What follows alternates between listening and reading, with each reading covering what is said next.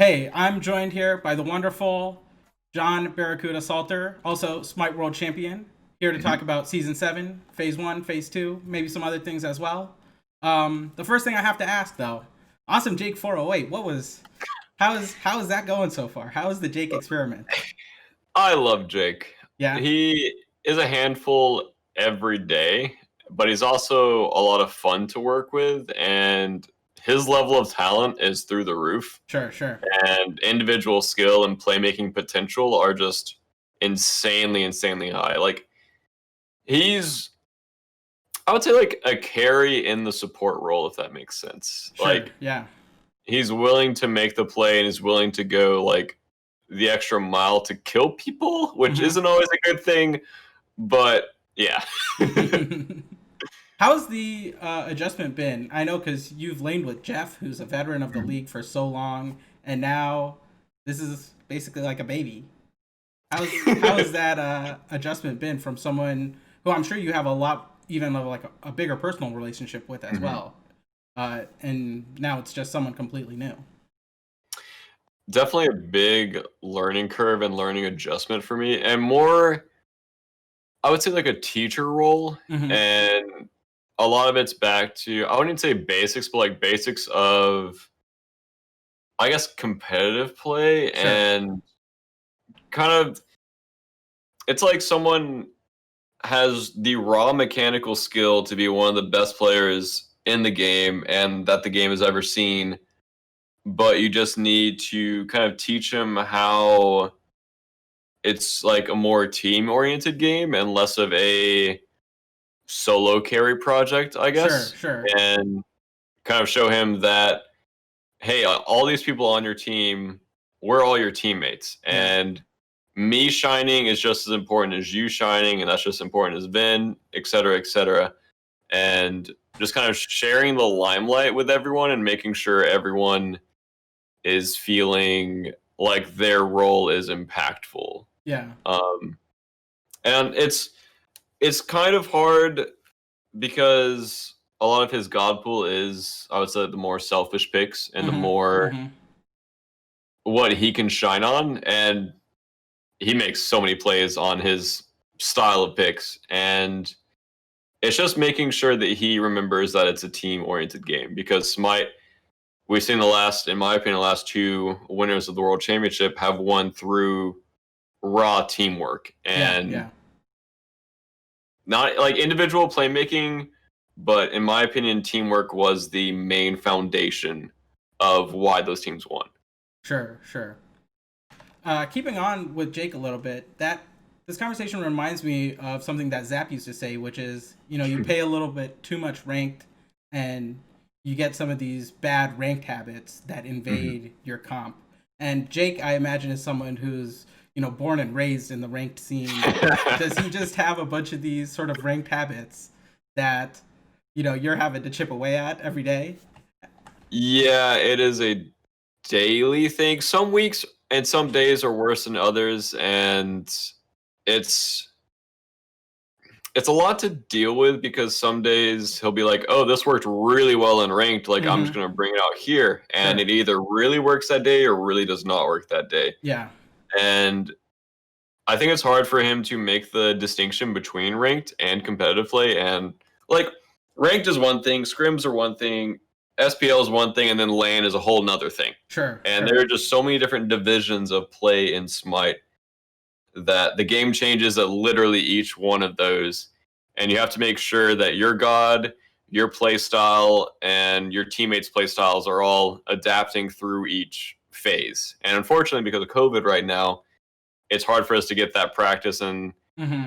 Yeah, it's because just, the lands are no different than the online season yeah. and things like that. It's hard to see the stratification. hmm And it's really hard to, I would say, like playing SPL online is just different. And like you try to stay as focused and be as try hard as possible, but it's hard when the atmosphere is just different, I guess. And I feel Sure. like if we were at LAN, and because losing at LAN and winning at LAN feel completely different than winning and losing online. Mm-hmm. And Mm-hmm. I feel like we're missing out on that experience, which I feel like would help us grow as a team more and help him develop as well as a player. Sure. Speaking of this is my last question about this, and we'll move on to phase 1 afterwards. I know Neil talked about in one of the PK videos how they feel like not being in the studio is a little bit detrimental to their ability to like bring the best out of all of their teammates. Do you feel like that is something that your team is trying to work through and work around as well? Honestly, I'm not sure. I know Solo is a LAN player, and I know he plays better on LAN, and I feel like me and Vin as well. And when I you haven't. say LAN, you mean like the studio as well? Yeah. Sorry, studio and like tournaments. Sure. And I feel like I don't know that it's about Jake, and I feel like Lass kind of performs better on LAN. But for some reason he's more of a question mark. Not like performance wise, it's more of just an experience thing, I guess. Like I just don't know. Yeah. Because he was popping off on LG, but then on Obey, I feel like he wasn't having like his best performance. Yeah. And so for Jake, it's more of just a question mark, and I don't know if we would be popping off more or playing worse. It's kind of just shot in the dark, but I feel like for the rest of our teammates, I feel like it is a hindrance for us because it's just, I feel like we're just less focused and the atmosphere is just different. Sure. All right, well, moving on to phase 1, I would say relatively successful given the, how new the team is. Everyone would, I think this is basically their first time playing with each of these players, except for maybe Ven, right? Yep. And how do you think the phase went? Did you see the improvement that you wanted to see, especially being able to get into the playoffs and things like that? Or did you expect some more, more wins, I guess? I mean, 5-9 is still very respectable because, you definitely made the playoffs. And once you make the playoffs, anyone has a chance, I think. But, yeah, I imagine, especially with the new team, it's all about measuring how much you improve, So how much did you guys improve, do you feel? And is that the improvement that you wanted to see? I feel like we improved a decent amount. I am a little disappointed because I feel like we could have improved more and been more. It's a hard question. I always want to be better than we are. Sure. And I always want to until you win Worlds, I mean, right? Yeah. It's been a while. Yep. And I feel like we could have improved a lot more than we did, but I'm still happy with the amount that we've improved, which I think we improved, but I feel like with Radiance improving as much as they did from the beginning to where they are now, which in my opinion, Radiance is a top 2 team. Yeah. I feel like we should have at least moved into the 4th or 5th slot instead of being where we are, which was 6th place in phase 1. And our playoffs, I mean, it was just an unfortunate situation, right? Yeah. We did the best with the hand that we were dealt, but we weren't expecting to go in and like completely stomp Ghost by any means. In that set. And yeah, I would say slightly disappointed, but I'm still happy at the end of the day with the amount that we improved. Sure. Well, speaking about the playoffs, what did you think about this sort of new and novel choosing dynamic that we had, where Sanguine was able to choose the team they wanted in the semifinals? I think that's a really cool idea, and it kind of gives teams something to strive for, I guess, instead of just like, oh, I got first, and now you get like this extra incentive. Yeah. And it kind of adds an extra variable into things, because if you pick wrong, then you look and feel really bad. Sure. So I feel like that's kind of what happened to Sanguine. I mean, they also didn't play that well, and oddly enough, for Sanguine, who in my eyes is like a really consistent team at playoffs. Unfortunately, they shouldn't perform. Yeah. Okay, I have a question from one of our analysts, Frost, who you may know as well. Good old Frost. Good old Frost. And his question was about your set versus Ghost Gaming, particularly in relation with Baskin, because, you are the person who basically discovered Baskin and brought him into the league. How does it feel, sort of getting the hands from, I guess, one of your proteges, so to speak? All right, Frost. That's a bit of a loaded question. uh, I mean, I've lost to Baskin a lot, Yeah. and I think a lot of people have lost to Basket a yeah, lot. I've lost to Baskin a lot. Don't really. Yeah, it didn't really affect me at all. Or like I wasn't like, oh my gosh, I lost to Baskin. How Yeah. could I lose to Baskin? I raised him from a child to what he is now. Uh, yeah, it was just like an unfortunate circumstance. Sure. And like I said, we did the best that we could in playoffs, but Yeah. yeah, just our strategies didn't work, unfortunately, and what we wanted to do Do you think wasn't effective. Baskin still has a place? Is he playing at an SPL level, you think, even though he's down in one of the lower leagues? Easily. I feel like Baskin would probably not play the game for a year and still be better or at least on par with most pros. Oh, wow. That's a big Just vote of confidence there. well, he's just a player that has a lot of raw mechanical skill, and I Yeah. feel like regardless of the meta that he like would be in a year from now, if he played a god that he was good at in mid or solo, and a god that he was comfortable and happened to go against a god that he was also comfortable with, like not a Hmm. new release, obviously, I think he'd Sure. be fine. Okay. And he's just one of the best mechanical players to ever touch Smite. And yeah, everyone's always known it. I think he does go through struggles here Hmm. and there, Hmm. uh, just like every player does, like highs and lows. Yeah. But his highs are unmatched, I would say. All right. Well, that's the last basket question of the interview, I promise. That was a weird question. Well, moving on to phase two. Early on, you've had a little bit of success. One set win so far. You know, took a game off Ghost, but there are still some rough patches to work on and things like that.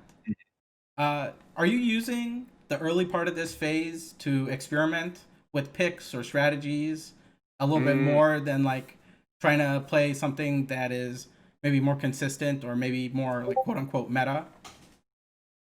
no, I wouldn't say that. I think we are trying to figure out the meta that we can play as a team Hmm. and trying to figure out our own identity and our own style that works.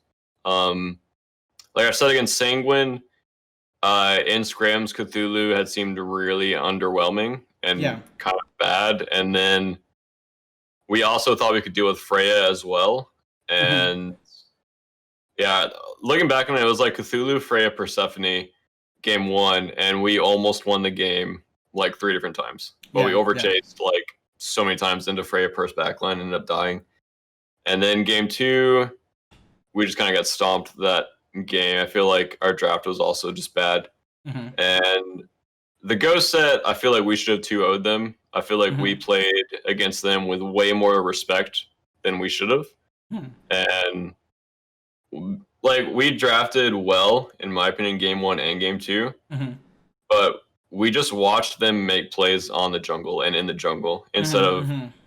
grouping up and making our own plays and getting deep vision, which is what Ghost plays through. And then we beat Obey, and Obey, in my opinion, is in a really big rut, or they were in a big rut, and they're just not playing well. I think they're struggling with the same thing we're struggling with, which is finding their identity and finding the style that they want to play and succeed with. And Sure. I feel like fifth through eighth right now Hmm. all have the same like identity problems. I feel like I would say PK, maybe even Sanguine a little bit, Hmm. and then Unite, us, and Obey. I feel like basically those 5 teams, in my opinion, are struggling with meta as well as having an identity and what they want to play through. And it's when the meta shifts, some teams are really good immediately, and some teams take a while to adjust. And we're also adjusting to outside of the game things as well. Right. Right. With like you were talking about earlier, having basically new teammates and new dynamics and new problems and new successes. So everything's just new to us. Hmm. Hmm. And unfortunately, it's taking a while for us to kind of find our footing. But I feel like if we can find a style and find just gods that we want to play that will make all of us look good as players as well as a team. I feel like that's when we'll find our success, along with the 4 other teams that I listed. Sure. Speaking of it being early in the phase, this phase especially is particularly seems a lot longer than a lot of other phases in the Smite Pro League in the history. I want to say, is that something that you're a fan of or not a fan of? You know, I asked Sam about this last week, and he said, you know, Mike was maybe concerned about players getting burnt out. It's like, you know, 3.5 months of like really hard grinding for the SPL, I imagine. So is that something you guys are concerned about? I wouldn't say I'm concerned a lot because I've been doing it for a long time and I know the The balance. cumulative burnout is a little bit more with you, I imagine. Yeah. Yeah. And I just know how to balance it Mm-hmm. and know if I'm getting burnt out and if I need to take a break and just kind of sit back and just take it easy like a week or two, which will make the end product of my play better. Yeah. It's always better to do that. And if you're going hard for 3 months straight and not taking any like light weeks, then you might struggle with burnout and just over focusing because your brain will just become overloaded with watching every SPL set, watching some of your scrims back, watching some of your SPL sets back, going over picks and bans, talking outside of the games, talking outside of scrims, and practicing ranked at the same time, trying to find new ideas for your team. So Yeah. Just there's a too much lot. Smite sometimes. And then like I would say like me and Steve are both like content creators, but not Mm-hmm. like that much. Sure. Like we don't do like the guides and everything, but we play a lot of ranked and Stream a upload to lot YouTube too. and everything. Yeah. Yeah. And just trying to balance all of that stuff is really difficult as a player, but I think I'm experienced enough to, if I am feeling a little burnt out or a little tired, I know like the step back to take to where I do not hurt myself or my teammates. I know that both you and Steve, who's is Zapman, by the way, I don't know if everyone knows their names, but you guys are both sort of not living in the team houses. Do you think it's kind of easy to get carried away in that team house environment of maybe not even worrying about the burnout and things like that? Is that something that you think like Ro and these coaches are a bit more aware of and trying to be cognizant of? Um, I'm not sure, honestly. I feel like my team, as hungry as we are right now, isn't experiencing burnout. Sure, Or sure. yeah, I guess ask me that question in about 2 months, and I'll. That's a good But answer. That's a good answer. I'll take that. it it is nice to be outside the team house for me personally because after a bad set of scrims, I can kind of escape and like spend time with Destiny or just kind of not be around teammates or people. Yeah. And it's good for me mentally to just kind of recharge and not like some days scrims, man. Rough days. I believe it. I believe it. One thing I wanted to ask you about is it seems like you guys in all of the roles have been trying a bunch of different picks early on in season 2, and this sort of relates to my experimentation question. Is that just because, you know, the bands are changing a lot, or you guys are just trying different things to see what you guys can make work? Kind of a mix. Mm-hmm. As metas shift, you need to find, like I said earlier, your identity and what your team excels at. Yeah. And that's kind of what sorry. That's what we're struggling with right now is just finding a style that works and finding just picks and bands that go in our favor, I Yeah. would say. Yeah. I wouldn't say we're going into picks and bands with the mindset of experimenting or going into an SPL day saying, oh, let's try this out and like hope it works. It's something we've tried either that week or the Sure. week and a Sure. half before in Mm-hmm. scrims Yeah. and kind of try to iron it into our play style and our identity. And sometimes it works, sometimes it doesn't. Yeah. I think we looked especially weak in our SSG set. Mm-hmm. And unfortunately, I think that was due more to communication and kind of breaking down on an individual basis because those games just felt terrible. And Right. it might have been because people were uncomfortable on the picks that they played. But to me, it just felt like whatever happened, like our team just had a bad day that day. Okay. I want to ask you a little bit about sort of this new duo lane that has been basically reinvented since the midseason patch.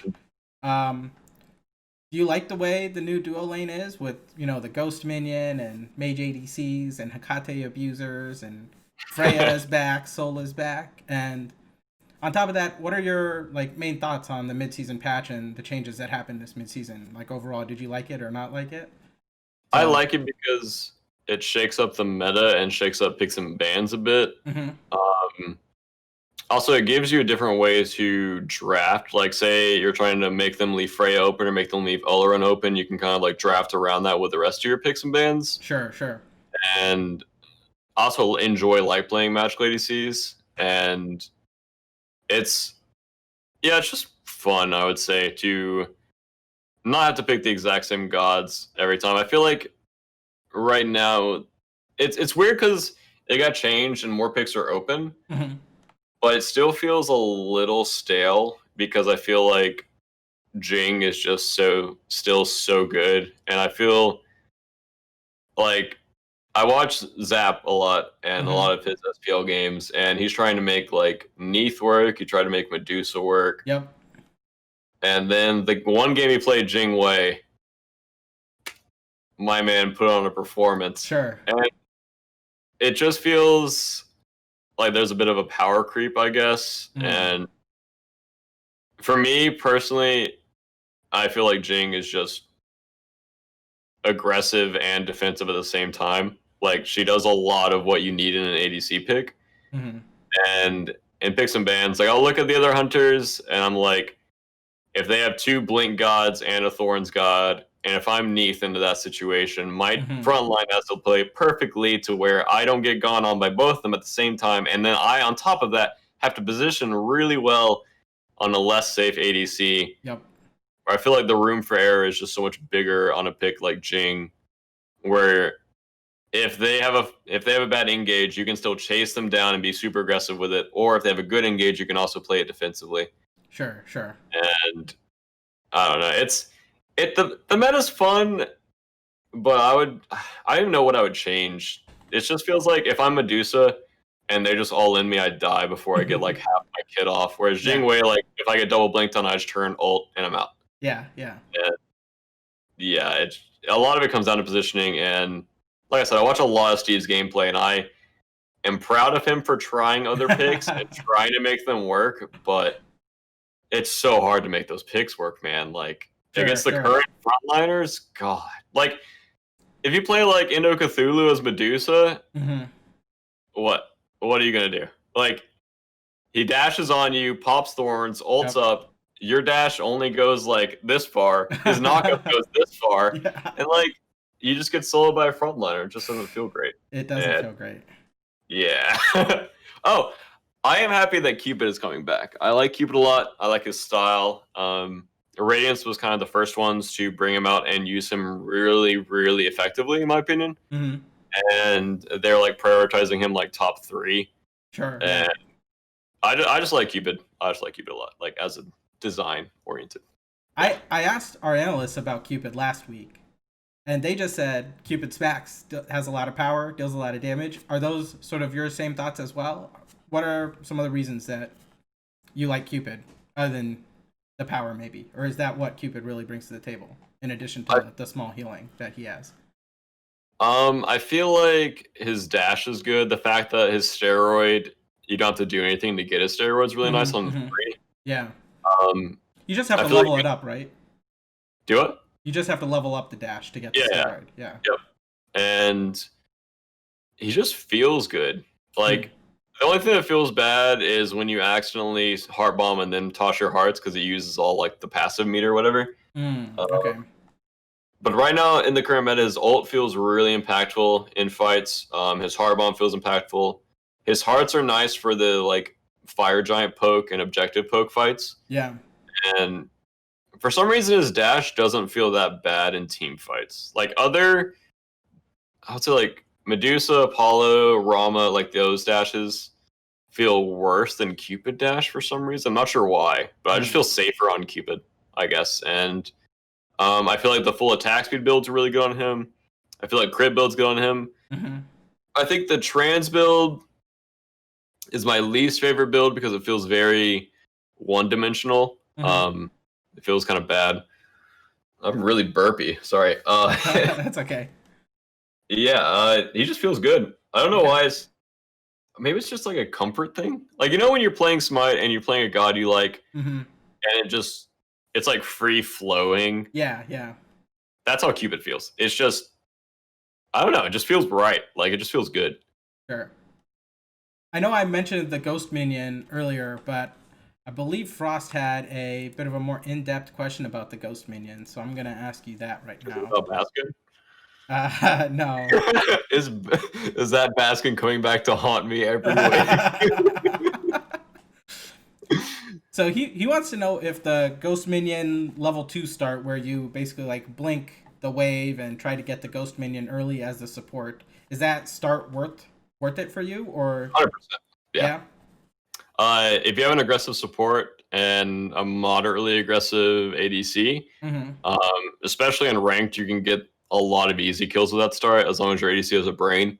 Okay. And in competitive, we'll say like a Kuzumbo, like Blink pushes through the wave and hits all 6 minions and slows the Ghost Minion. Then you have Yeah. to play defensive. If like a Hercules Blink 2s, you know he's going to hit 2 off the wave. And now all 6 minions are grouped up nice and tight for the ADC to hit everything. Sure. And it's very impactful. And playing around it as a laner is really important. And like if their support hits 2, he can then go to your red buff if it's still up, or like the mid jungle, whatever's happening there, he can still go to red. Yep. And they can also freely invade your alpha harpy, or get oracles and like impact the rest of the map. And Or they can just kill you, right? Yeah, exactly. Once you see those minions starting to get low and like you're a little bit overextended, you know their blink's down, but like then the support gets off the wave and starts chasing you down. You're like, am I really like gonna have to trade my beads here just because he had 2, man? Like it feels so bad as an ADC, like trading beads for that situation. Do you think? I know this sort of reminds me of at Worlds a couple years ago when the solo laner would start in the duo lane just to sort of equalize the pressure, so to speak. Do you think that might be a strat that comes back a little bit to prevent this?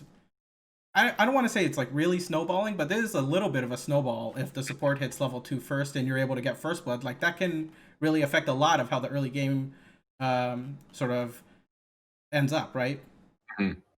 It depends. I think in that meta, totem wasn't a thing. Yeah, yeah. So losing totem control and losing, I guess, solo control would be a little rough because in that meta you could run guardians and kind of just AFK in the solo lane and just kind of throw someone over there and just be like, okay, it's clear under your tower, have fun. Now, currently, I feel like solo is a little too impactful right now. So if, say, like your solo laner starts in duo and then has a TP out, and then their jungler comes over and ganks you at the first wave, your solo laner is wanting to kill you in duo. Sure. And he will be like, why did you tell me to start over here? My TP's down now. I just got ganked by the jungler. Thank you. My game's ruined. Yeah. Unless it would have to be a solo laner that is fine with giving up their lane and kind of playing really defensively. And you would have to have a team comp that is not based around getting the first few totems. Which is really impactful for the support right now because supports don't have mana push. Yeah. They need that mana.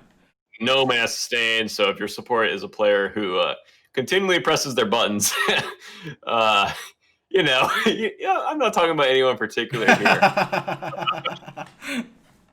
You know, sure. Sometimes totems are very nice, and you will beg your soul laner, please, please. You know, I've said so many nice things about you. Just give me that totem, and I can play the game.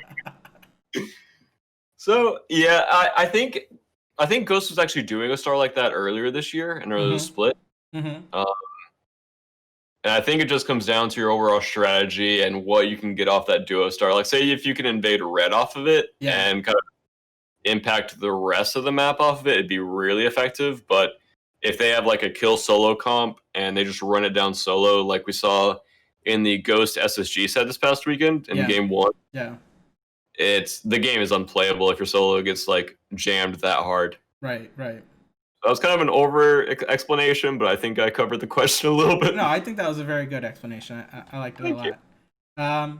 You think Bloodforge start is still pretty good on hunters, or I know Steve Zapp has a lot of love for the Devos gloves, but Frost asked me if you thought Bloodforge was still good on hunters, so I'm asking. I think it's good in a few situations, and it's when you are invading duo, the enemy ADC is not rushing Devos. Like, if they get Devos first and you get Bloodforge first, like, that's a weird spike, and you'll have Devos 2 forever. I think in the meta where people are rushing boots into Devos / Bloodforge, you can make the Bloodforge spike play. But currently, where every hunter is just going Devos and playing relatively defensive until they finish boots, it's hard to. Yeah, if I'm Bloodforge with Hunter's Blessing versus Devos with Hunter's Blessing, it's hard to like kill their hunter without movement. You think Devos is basically necessary in all hunter builds, unless you're going trans, obviously? Whether you go the attack speed build or the crit build? 99% of the time, yes. I haven't tried a build with Aussie in replace of Devos for the full attack speed, like Silver Branch bow build. Yeah. Which might be good, but I'm not sure where that spike would come from, because it feels like going boots into Aussie would feel really bad. And although, doesn't Aussie have some penetration on it? I think it has like 15 or 10, right? Yeah. Okay. Something. Smite. Yeah, it's a very low 15. Yeah. And if you come back to lane with, let's say, 40 power because you're going Ninja Tabai to use the Silver Branch bow passive more, and then you have Hunter's Blessing, maybe that's not that bad. I don't know. Some games you like really need Kins. Yeah. Your Silver Branch, but maybe that's one of those builds that like continues to build like slow in the beginning and then like spikes hard whenever you get like Ichabod and Silver Branch and Oboe and all that. Yeah. I guess you need Atlas Bow too. Oh, that'd be a weird curve. Yeah, I'm not sure. Okay. We'll come back to that for some experimenting. Sure. Last question. I got a couple last questions about phase 2, and then we'll sort of move on to some other things. You have any favorite items now since the mid-season patch? I know there are a bunch of new ones. I don't think Hunters really got the best sort of abuse items, right? There's no sledge for Hunters or Hikate's ring for Hunters, or we were talking about Hikate, me and the analyst a couple weeks ago, and Frost said that Hikate is basically like if Ichabod had Lifesteal on it. And what do you think about that? If Ichabod had Lifesteal, is that the best item in the game? Yeah, Hikate is literally, in my opinion, it's Aussie and Ichabod combined, smacked into one item. Like, as a hunter, you're stacking Devos and they finish Hikate. Like, the boxing potential and the room to make plays, I just feel is lower, and you're just like begging your support to come over and help you kill the Hikate abuser. Sure. It's one of those items where it feels really good if you're the person using it, and then when you're against it, it feels really bad. And my frontline complains a lot about it. They do not like the item at all. Playing against the item, they think it's broken. I think it's broken. It's just... It's nice that magical ADCs are back in the meta, but with such a bloated item, I feel... I don't know. It kind of seems like Hyros was like trying to force a meta where magical ADCs are good, which is cool, but I don't know how many people enjoy magical ADCs actually being meta, especially with Olaron being... He was like buffed, and then Hikate. Yeah. And that god. Something special. So like you need so much anti-heal, you need like certain gods to go against like the magical DCs. Yeah. Oh yeah, back to your question. Favorite items. I thought I was gonna hate it, but I actually like Silver Branch Bow a lot. Mm-hmm. I hate to admit that, but the item with the penetration on it feels really good. And I don't think the crit builds are starting to feel like worse and worse, unless I like really need the objective DPS or like we need like Poison Star for a frontliner. Hikate, like I said, feels really good when you're playing as it. Feels really bad playing against it. You feel like there are going to be some nerfs to either Hikate or some of the magical lifesteal items? Because I don't know, man. I played a Hades solo game and went like basically full lifesteal, and I was unstoppable. Yeah, So it's so hard to balance magical ADCs because it's like such a small pool of mages, right? Like there's like 4 of them. Yep. I guess I don't think AO and Poseidon, in my opinion, count. Sure. Even though a lot of people build both of them with attack speed. Yeah. And balancing a character like Freya is so insanely difficult because all she is damage. She's the same as like Merlin, where they're either just going to be meta or they aren't going to be meta. And like if they're good enough to be meta, people will pick them, people will ban them, unless there's a certain style that beats it. So I don't even know what I would do to balance them. Like that is so. I don't know. The balance department for Hi-Rez has their work cut out for them if they want to nerf mage ADCs but still make them viable, because they need items that other mages build sometimes. Except for like Frey, you can just build like all rings and typhons that are like rods. Yeah. So it's like you have to nerf the other mage items while keeping all the rings good enough to be built over the other mage items, because that's literally their tree. Yeah. And then they put Magus in the game for a little bit too, or like new Magus. Yeah. They got nerfed, but new Magus was a fun item. Yeah, that was. I love that. Do you think that the lifesteal on what I want to call like normal mages isn't as impactful as it is on, say, these mage ADCs? Because the real problem seems to be like Hikate in combination with Typhon's Fang, right? I would say it's just that combination of like lifesteal boots, Typhons, and Hikate. Yeah. And I think on Sol it's insane, on Olorun it's insane, on Freya you can get Typhons later. Probably not Typhons like probably fourth or fifth or later is good. And then Kronos, I literally have no idea what to build on Kronos. That god. Every time I play him, I build something different, and I you need to call up Emilito for some tips, man. Bro, that god. I feel like if I could teleport into a game and have 3 items, I would be happy. But like getting to 3 is the roughest part of it. Yeah, exactly. And it's like, what do I want to rush? What do I want to spike with? I need penetration. I need attack speed. I need power. I guess you could just go Hikate, right? Hikate, Demonic, and Typhons, and man, that's your Kronos right there. Actually, maybe we just did it. Yeah, I think we did. Nice. All right, I'll play Kronos this week. Perfect. Last question here about the SPL. How do you feel the parity is in this league? I've been asking this to basically all the players who've come on and been interviewed by me. But do you think that any team can take basically any set? Or is there a stratification that you're starting to see where there are like some top teams that are like highly favored compared to some other teams or things like that? I would say right now, Ghost and Radiance, you could say that about. SSG seems a bit more inconsistent than Ghost. I don't even know if that's true, because Ghost is like dropping games to teams, whereas SSG I feel like is just blowing out 2-0. Yeah. Maybe it's just Radiance then. I don't know. I have a lot of respect for Radiance in the way they play currently. Yeah. I feel like their dueling was their weak point before, and now I feel like the picks, especially the Cupid, is like working really well for them with this style. It's kind of like a season 5 style of them, where they play through duo and just kind of like pressure.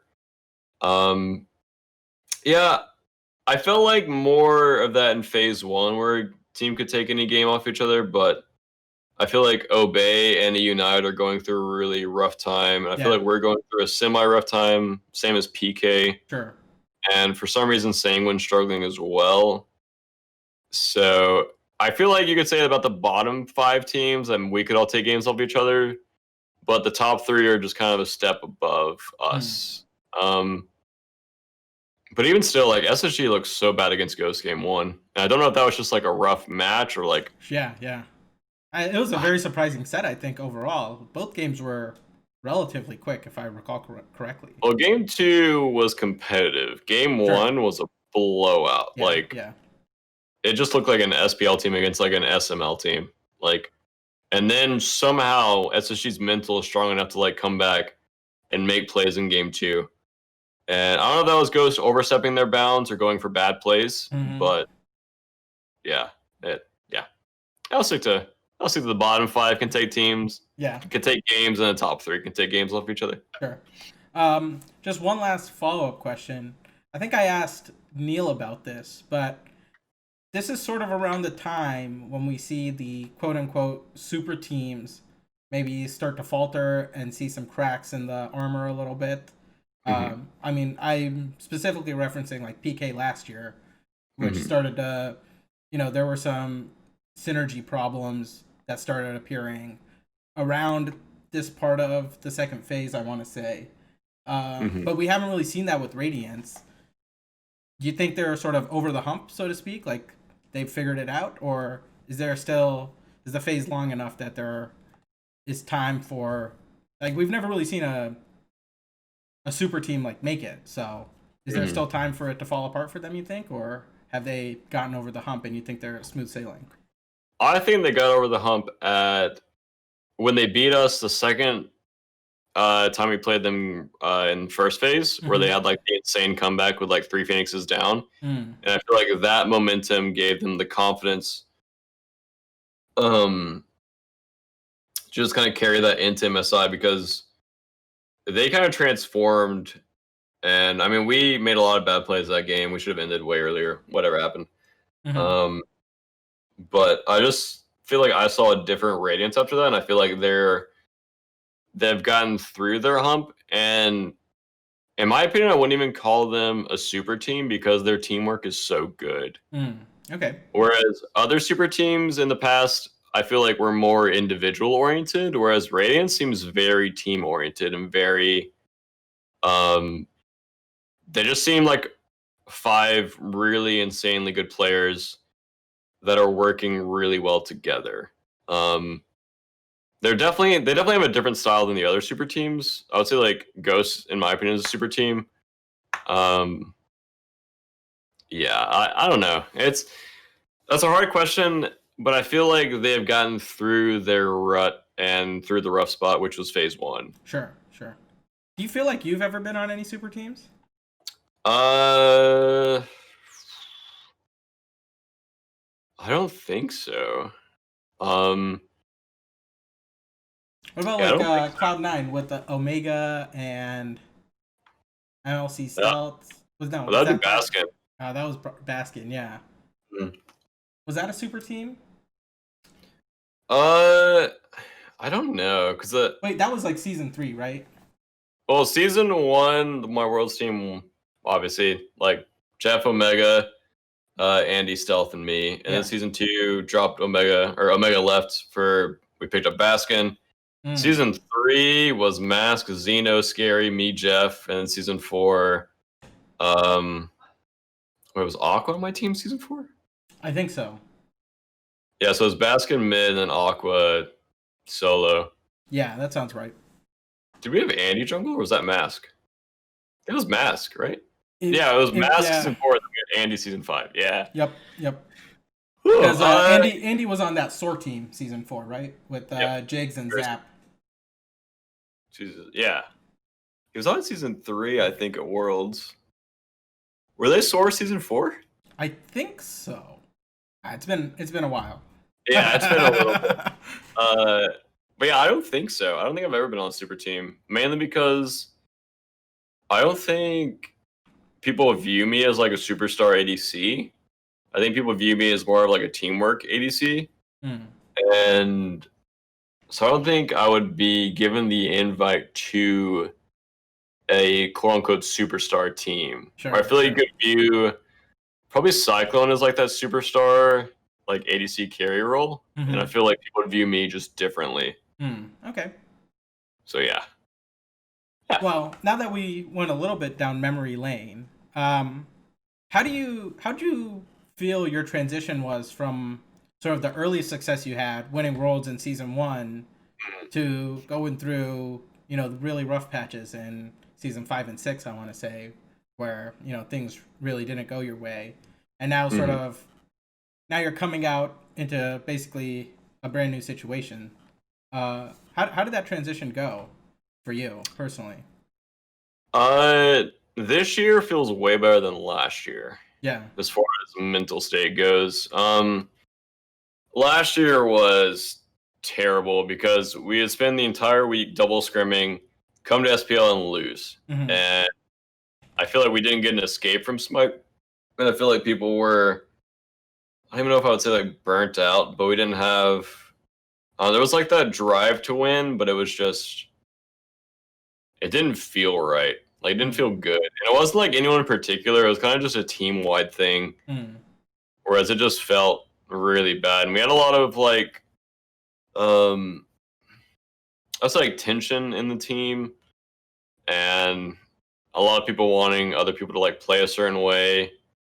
And it was hard to, like, bring up problems. And, yeah, there was just a lot of problems with those rosters. And then now we still have problems on this roster, but I feel like we're seeing improvement and seeing different problems than I've had before. So they're new experiences for me, and they feel better than the old problems, I guess. Sure. Like, sure. if my problem is like Jake holding W for an entire like scrim, Yeah. That's a new problem, and it feels pretty good. Yeah. Honestly, like it's just different, but it feels better. So I would say re-energized and remotivated currently for the future of this team and the future of all the teammates that I have currently. Great. Yeah. I know you touched on it a little bit, working with Jake, especially becoming sort of a mentor and a veteran of this league. Is that how you view yourself actually? Do you feel like, oh, I'm part of the old guard, I've been around for a while, let me show these kids how it's done a little bit? Is that a little bit of your mentality? It depends on the day. Sometimes, especially the younger players, will get like really frustrated with certain plays or like certain things that are happening, whereas I've always been more calm, and my approach to things is always more calm unless it's like really bad, and then I'll kind of bring out like my really angry voice, which I don't bring out very often at all. We might have to get some of that at the end of this interview. The really angry Barra voice. I brought it out after we won game 2 against Ghost recently. Yeah. Because I was so angry because we were just not playing the style that I knew we could play. Sure. I think we have a really good matchup into Ghost with the way that they play. And we were just letting them run the map. And as a laner, especially like ADC, I can't really impact the game too much. Without deep vision, without good communication. And we're just passive watching them run everywhere. It starts to build. And it changed game 2 when I got dove by Ravana behind my tower. I let it out a little bit, and then people started to focus up and like play more confidently, and then we ended up winning the game off of like their bad Phoenix push on left side or Duo Phoenix, and I just let it out after the game, and I was like, because it's so annoying. I know how much skill this team has. Yeah. I know how good we can be. Yeah. So I've seen it several times. Not even like it's like a scrim thing. Like I've seen all the players on my team make insane mechanical plays. Sure. But we're not even giving ourselves the chance to do that. Yeah. Because we're putting ourselves in losing positions and in responding positions. And also when you to the other side of the coin, if you let a player like PBM run the game, he will run the game, Yeah, and he will. He's gonna be He like, will. it's taking baby from a candy, you know? Yeah, and it's impossible to play against PBM as a laner when he's just running around the map, creating room for all of his laners. Yeah. And I feel like Jake can do the exact same thing, like mechanical wise, communication wise. Like I have so much faith in Jake, and we just need to unlock that because he's doing it in scrims. We just need that transition over, which I feel like we can't do. You feel like that is a bit of a mental thing with Jake more than maybe a mechanical thing or something like that? Like, new to the league, there's a little bit of maybe nervousness or anxiety when it comes to playing the actual SPL games. I would say it's a little bit of experience, and for him to take more of a leadership role in Mm-hmm. early game communication, Yeah. early and mid game communication, and I feel like once he figures that out, like we'll be insane. Like Sure. not even to put like all of the like the weight on Jake, Yeah. like because all of us have problems, all of us make mistakes. Mm-hmm. But I have a lot of faith in Jake to just be the next superstar support and to have that pop off potential. And I feel like it's a little of a mental game for him, just coming in confident. Yeah. And as long as he comes in confident, I feel like he'll play his game, basically. Sure. All right, I got another question from our good friend Frost here. This one does mention basket, by the way, but it's not about Oh him. my god. He's wearing a Baskin t-shirt, Baskin underpants right now, bro. He's like watching VODs of Baskin season 2. God.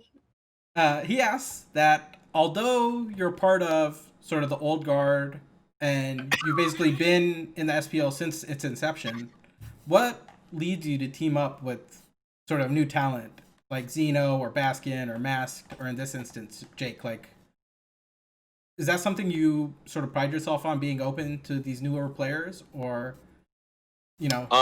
why is it that you gravitate towards picking up new players?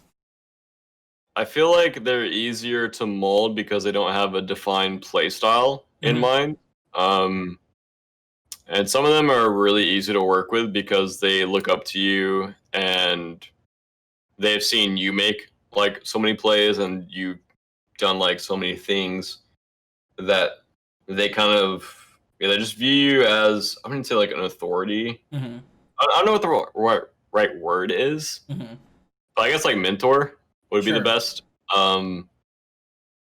And I also feel like I'm good at picking up talent, and I feel like I'm good at seeing what players are good and what can be kind of molded into like an SPL playstyle. Yeah. And also, I wasn't the one that like I got convinced to pick up Jake in the first place. Right. So I don't want to take credit for that. Sure. But for Mask and Xeno, I was really confident in those, and I guess for Scary as well. Yeah. Or Scary D as well. Yeah.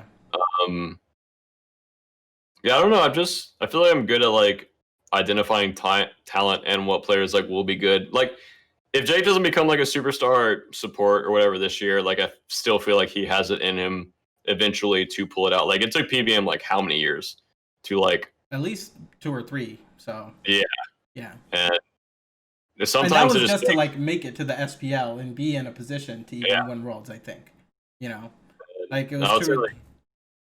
It was like beginning of season 2 to like season 4. Yeah, was like his like transition. Like once you hit that stride, yeah, you just keep climbing. Yeah, and I just feel like a lot of the players on this team, Solo, Lass, and Jake. I mean, me and Vin have already proven it. Sure. I feel like these players can improve as long as they are treated well within the team atmosphere and they are given a place to grow and succeed. Yeah. And I feel like my personality is good at kind of dealing with those players and kind of showing them where they can grow and where they're weak at and what they're already strong at. So they need to keep improving that and keep kind of working like each day to just be a better version of yourself as a player each day. And yeah.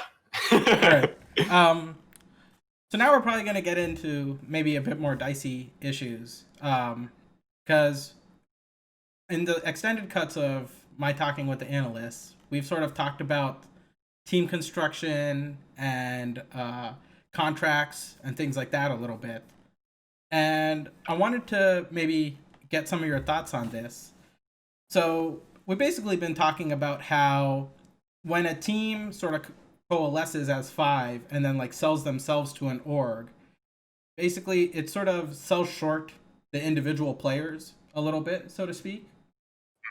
Do you feel like selling yourself as a team is still the best way to go about being sponsored by an organization in this league? Mm, what do you mean? Well, like let's just contrast it with like traditional sports for a little bit, where like a GM is there putting together the team, so to speak. Whereas here, like the players basically act as the general manager and put together the Mm. team. But what that does is it ties the value of the player to the value of the team and not to like the individual value of the player, so to speak. Right? Yeah. So You mean like like it should be easier to trade people, basically? not that it would be easier to trade people, but like you might be able to pay players that bring more worth to your organization significantly more than a player who doesn't, and they can still be on the same team, right? Whereas if you sell the team altogether, and I don't want to talk like I know because I don't, but it seems like um, everybody on the team basically gets the same contract from the org, which might sell short some of the experience and other things that an individual player might bring to the team and the org, right? Um, I feel like hmm, I feel like Smite isn't big enough as an esport Mm-hmm. to kind of say my value should be higher than my teammates because either my Twitter following is bigger, my YouTube following is bigger, or like X, Y, or Z. Mm-hmm. Mm-hmm. Um, I feel like in other esports and sports in general, you can kind of fight for yourself more. Whereas in Smite, it's just different. Mm-hmm. I don't think I can really go into detail that much further, Sure, sure. but that's just I would say like a baseline answer. Okay. Um, got maybe like two or three more questions here. The the one I want to start with is the league is sort of getting older a little bit. I know you're a little bit older. Our friend Steven Zappis is a little bit older. I Rapper is a little. Rapper, So yeah. people are getting a little bit older. Do you think there is maybe a wave of sort of retirements on the horizon? Just Mm, because I'm sure priorities change a little bit. All of you guys are in very committed relationships, so like things change, right? um, Or are you still sort of like keep it going as long as it can go? I'm fine with keeping it going as long as it can go. Because I'm still, I can't speak for them, but I'm still like very passionate about Smite and very Hmm. passionate about competing. Sure. And it's, I think the only thing bad with being a more experienced player is Hmm. sometimes you're very stuck in your ways and stuck in the play style you want. Yeah. And sometimes I think you struggle adapting to like the new things or like and I feel like that's why players or other players have retired. Hmm. Uh, where it's just you have to be keeping up with basically every patch. You have to be keeping up with every item change, and then on top of that, you have to be keeping up with other teams. So it's very stressful, and I think that wears on a lot of people. And you need really good mental management, and you need to make sure you are staying motivated and staying on top of your game because right now in SPL in its current form, it is extremely competitive and everyone's playing on like basically on the top of their game. Hmm. and I think you just have to prove that you still deserve to be in the league. Sure. I don't think age is an issue, whereas like everyone will always be like, "Oh, you're a boomer now," and that's like every time I go to a Twitch chat, it's just like, "Oh, it's Barracudda." But I don't feel like it's an issue in Smite, Mhm. and I feel like for games like CS:GO, where literally like the 0.00 millisecond is like very important, whereas I feel like in Smite it's not as important, Mm. and I feel like teamwork is more important than individual skill. Mm. And yeah, Okay. yeah. 2 more questions. Have you has doing the Backliners podcast given you any fun or unique experiences or perspectives, like things you might not have expected to come from doing a podcast with Aggro? Uh, honestly, I was very nervous. Yeah. The first dude. It, okay, so we're doing it for a company, Yeah. and I have always been very perfectionist when I'm doing something for someone else and getting Yeah. paid for it. Yep. So I was so worried. I was like, I have to like put out this perfect like art form of a speech and talk very well. And then about 15 minutes into the first podcast, I was like, oh, I can just be me. Yeah. And people like me. And I can just talk the incorrect ways that I talk, speak terrible sentences, have terrible cadence, and people will listen and people will watch me and people will enjoy watching it. Like I've had so many people like come into my stream and say, "Oh, I love the podcast this weekend. Like, hey, can you guys talk about this next weekend?" Like, Sure. I'm sorry I can't like, watch it live, but like, I love watching it. I love listening to it. And for someone who was very nervous to do public speaking in college and high school, to now being a professional player who has talked in front of like thousands of people online and spoken in front of however many people go to like Cobb, and it's just I think that's also like like at least hundreds, if not a I thousand don't people. like how did I even get here, man? Like how, I don't even know how I got good at like doing interviews and talking. I'm not good at doing interviews. People just like hearing me mess up speaking, I think. And it's so weird like the way you transition through life, right? Yep. Like I would have never thought that I would be here doing this. Yeah. Like it's always like a dream, Sure. but it's just so crazy that it's like actually a reality, and I have to talk for a living. Like I have to have good communication in a video game, Yep. and then outside of a video game as well. Like I don't know how I got here, man. I got so lucky. Yeah. Well, I think that's all the questions I have right now. Are there any people you'd like to shout out or give props to? You know, the floor is yours here. Dude, there's so many people. Okay, I feel like I don't thank my mods enough in my stream. Sure. And I feel like right now I have a relatively well-behaved stream. Same with Steve. I watch a lot of Steve. I feel like both of or Zatman, I don't know. I feel like both of us have relatively well-behaved chats, and a lot of that comes down to the mods and the amount of people that they time out /ban / get onto. My fans, definitely. There's just... It's crazy that people still want to watch me play. Like, I've been doing this for over 7 years, and people still want to watch me play and want to watch me play a video game, like on my stream or on SPL, and people still cheer me on. And I've let them down for so many years, and people still like come back and cheer me on. And my family for supporting me in the beginning and supporting me through. My mom texts me after every SPL game. Oh, that's great. I've let her down so much. I don't know if I would call that letting people down. As long as you're trying your best, I don't think even the fans feel like they're let down.